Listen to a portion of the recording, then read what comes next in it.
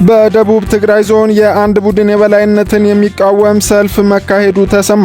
በደቡብ ትግራይ ዞን ማይጨው ከተማ በዛሬው ዕለት የአንድ ቡድን የበላይነትን የሚቃወም ሰልፍ የተካሄደ ሲሆን በክልሉ ሁሉንም ያሳተፈ ፖለቲካዊ ሁኔታ እንዲፈጠር መጠየቁን የክልሉ ቴሌቪዥን ዘግቧል። በሰልፉ ላይ ከተሰሙት ድምጾች መካከል የህዝባችንን ሰላም የሚያደፈርስ መግለጫ እንቃወማለን፣ ትግራይ የሁሉም የትግራይ ተወላጅ እንጂ የአንድ ቡድን አይደለችም የሚሉና ሌሎችም ይገኙበታል።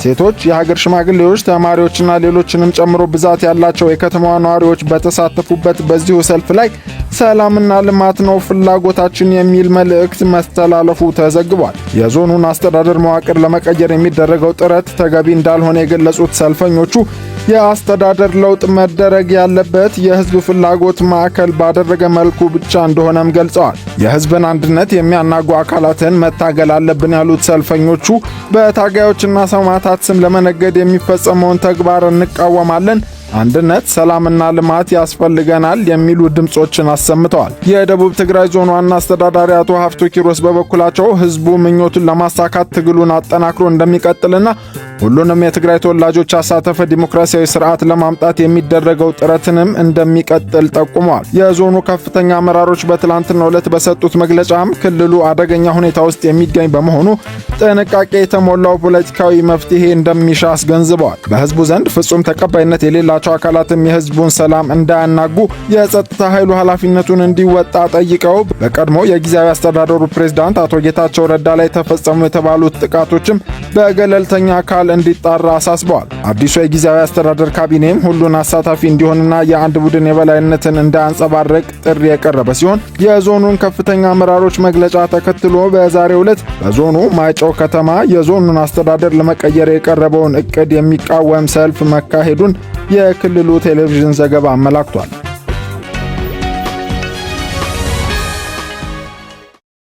የኦሮሞ ፌዴራሊስት ኮንግረስ ኦፌኮ የማዕከላዊ ኮሚቴ አባሉ መታሰራቸውን ተከትሎ በአመራሮቹ ላይ ስርዓታዊ አፈናና እንግልት እንደቀጠለ አስታውቋል። የኦሮሞ ፌዴራሊስት ኮንግረስ የማዕከላዊ ኮሚቴ አባል የሆኑት አቶ ቶኩማ ኡርጌ የኦፌኮ የጅማ ዞን ኮሚቴ አባል ሲሆኑ በህገወጥ መንገድ ተይዘው ከታሰሩ 2 ሳምንታት እንደሆናቸው ፓርቲው ባሰራጨው አስቸኳይ መግለጫ ገልጿል። ሚያዝያ 22 ቀን 2017 ዓ.ም ከጠዋቱ 4 ሰዓት ገደማ አቶ ቶኩማ በጅማ ከተማ ከሚገኙበት የሥራ ቦታቸው በመንግስት የጸጥታ ኃይሎች በኃይል ተወስደዋል በማለት የገለጸው ኦፌኮ ትላንት ግንቦት 6 ቀን 2017 ዓ.ም ድረስ ፍርድ ቤት ሳይቀርቡ በጅማ ከተማ በሚገኘው ሁለተኛ ፖሊስ ጣቢያ ያለ ሕግ ስርዓት በእስር ላይ ይገኛሉ ሲል አስታውቋል። ኦፌኮ ሚያዝያ 24 ቀን 2017 ዓ.ም ጉዳዩን ለኢትዮጵያ ብሔራዊ ምርጫ ቦርድ ካሳወቀ በኋላ የኢትዮጵያ ብሔራዊ ምርጫ ቦርድ ሚያዝያ 30 ቀን 2017 ዓ.ም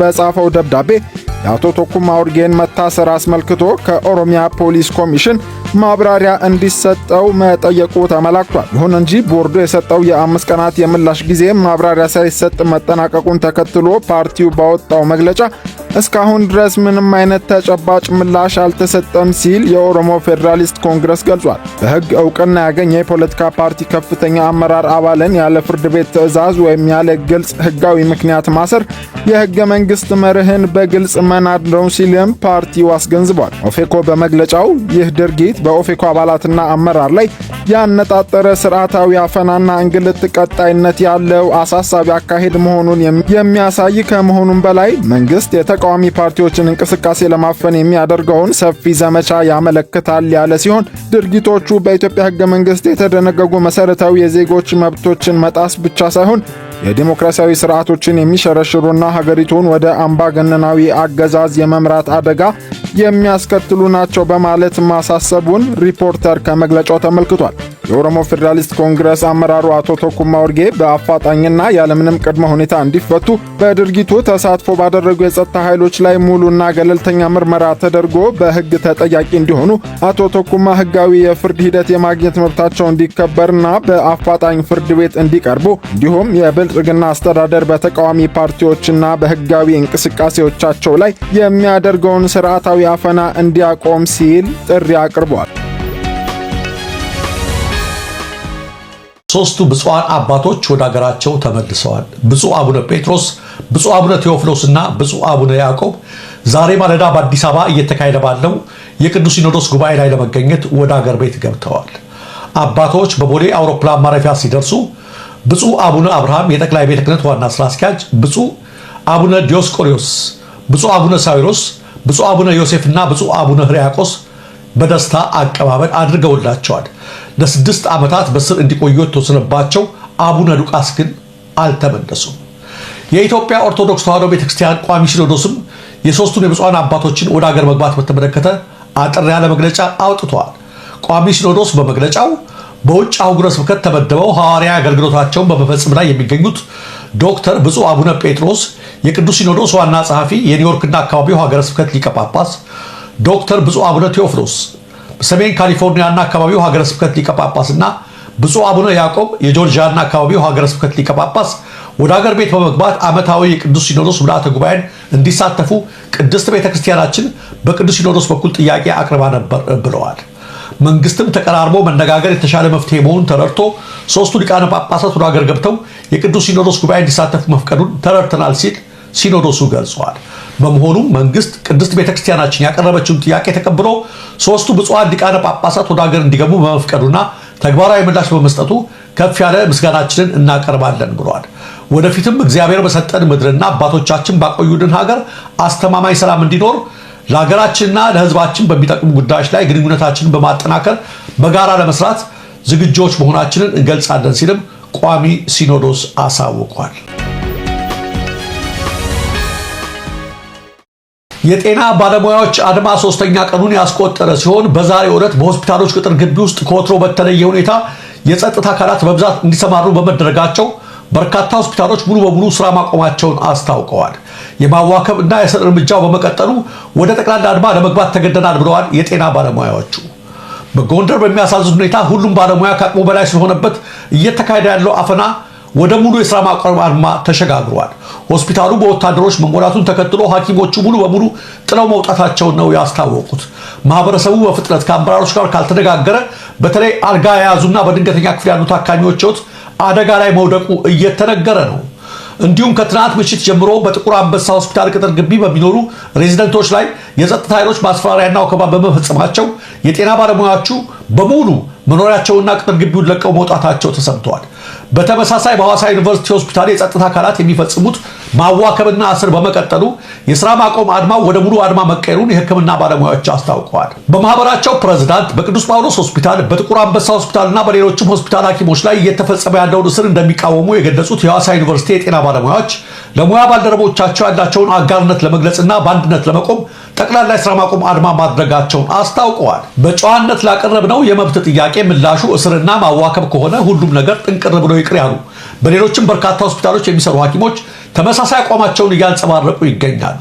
በሲዳማ ሆስፒታል የማህፀንና ጽንስ ስፔሻሊስቱ ዶክተር ደረጀ በመታሰሩ በትንሹ 20 እናቶች ለሞት እየተጋለጡ ነው ያሉት የስራ ባልደረቦቹ ስለ ወላድ እናቶች ስትሉ ዶክተር ደረጀን በአስቸኳይ ፍቱት፣ አለበለዚያ የእናቶች ክፍል መዘጋቱ ነው ሲሉ ጥሪ አቅርበዋል። በተመሳሳይ በወልዲያ ኮምፕሬሄንሲቭ ስፔሻላይዝድ ሆስፒታል በሙያውና በስነ ምግባሩ የተመሰከረለት ዶክተር ደመቀ በላይ በትናንትናው ዕለት በድንገተኛ ክፍል ህሙማንን እያከመ ሳለ በጸጥታ ኃይሎች ታፍኖ መወሰዱ የሙያ አጋሮቹን አስቆጥተዋል። ዶክተር ደመቀ ባለፈው ዓመት ማለትም በ2016 የሥራ ዘመን የላቀ ብቃት አፈጻጸም ያሳየ የሆስፒታሉ ጠቅላላ ሐኪም ተብሎ መሸለሙን ያወሱት የሙያ ጓደኞቹ የመብት ጥያቄን በጉልበት ለመጨፍለቅ የሚደረግ ሙከራ ነገሩን ይበልጥ እንደሚያክፋው በማስታወስ ዶክተር በላይ በአስቸኳይ እንዲፈታ ጠይቀዋል። የጤና ባለሙያዎች አድማ በተጀመረ በ3ኛው ቀን ማለትም በዛሬው ዕለት ከበርካታ የአገሪቱ ክፍሎች ከሚገኙ የሕክምና ተቋማት የሚመጡት መረጃዎች ተመሳሳይ ናቸው። አገዛዙ በየጤና ተቋማቱ ታጣቂዎችን በማሰማራት የመብት ጥያቄውን ለመጨፍለቅ የሚችለውን ያህል እያደረገ ቢሆንም በሐኪሞች ዘንድ የታየው አንድነትና ቁርጠኝነት የሚገርም ነው ተብሏል። አቤል አስራት በማህበራዊ ትስስር ገጹ ባሰፈራት ማስታወሻ የጤና ባለሙያዎች መንግስትን መፍራት ያቆሙት ኑሯቸው ከመንግስት በላይ ስለሚያስፈራ ነው ብለዋል። በመሆኑም በአስፈሪ ኑሮ የተማረረን ሐኪም በእስርና በማዋከብ ልታስፈራራው አትችልም። መፍትሄው ጥያቄያቸውን ተቀብሎ መመለስ ብቻ ነው። እንዲህ ያለን ነጭ ቁጣ በኃይል ለመቃወም መነሳት የራስን መታነቂያ እንደማዘጋጀት ነው።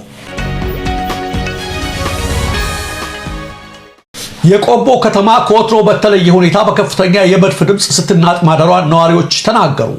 በቆቦ ከተማ ከሌሊቱ 9 ሰዓት ተኩል ጀምሮ ነዋሪዎችን ያስደነገጠ መድፍ የሚመስል ድምፅ በተደጋጋሚ መሰማቱ ተነግሯል። በቆቦ ከተማ ከሌሊቱ 9 ሰዓት ተኩል ጀምሮ ተደጋጋሚና መድፍን የሚመስሉ ከባድ ድምጾች በመሰማታቸው የከተማዋ ነዋሪዎች ከፍተኛ ድንጋጤ ውስጥ ወድቀዋል ነው የተባለው። የዓይን እማኞቹ ዋቢ በማድረግ አዩዝ ሀበሻ እንደዘገበው ከከባድ መሳሪያው ድምጽ በተጨማሪ የድሽቃ ድምጾችም ተሰምተዋል። አንድ ነዋሪ በሰጡት አስተያየት ከ5 ጊዜ በላይ የመድፍ ድምጽ ሰምተናል ሲሉ፣ ሌላ ነዋሪ ደግሞ ከዛ በላይ ተከታትሎ የሚያልፈው የመኪናው ድምጽም ከእንቅልፋችን ቀሰቀሰን፣ የዛሬው ተኩስ ይለያል ሲሉ የሌሊቱ ሁኔታ አስረድተዋል። ነዋሪዎቹ አክለው እንዲህ አይነት ከባድ የጦር መሳሪያ ድምጽ በቅርብ ጊዜ እንዳልሰሙና በሰሜኑ ጦርነት ብቻ ይሰሙ እንደነበር አስታውሰዋል። የሰሜኑ ጦርነት አይነት የተሽከርካሪ እንቅስቃሴና የተኩስ ድምጽ መሰማቱ ብዙ ሰውን አስደንግጧል ሲሉ ስጋታቸውንም ገልጸዋል። የከተማዋ አስተዳደርም ሆነ የመንግስት ኮሚኒኬሽን በጉዳዩ ዙሪያ የሰጡት መግለጫም ሆነ ለከተማው ነዋሪ ያስተላለፉት የጥንቃቄ ወይም የማረጋጊያ መልእክት የለም።